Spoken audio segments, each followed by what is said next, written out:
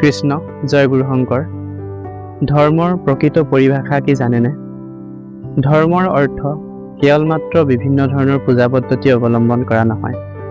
ধৰ্মৰ অৰ্থ কেৱল মাত্ৰ বিভিন্ন ধৰণৰ পাৰম্পৰিক সাম্প্ৰদায়িক ৰীতি নীতি পালন কৰা নহয়।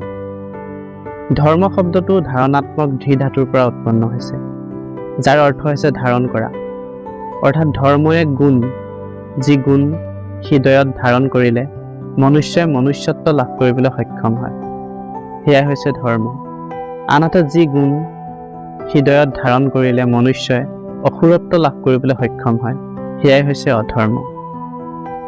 যেনেকৈ অগ্নিৰ ধৰ্ম হৈছে দাহিত কৰা তথা প্ৰকাশিত কৰা, জলৰ ধৰ্ম হৈছে শীতলতা প্ৰদান কৰা, ঠিক তেনেদৰে মনুষ্যৰ ধৰ্ম হৈছে মানৱতা।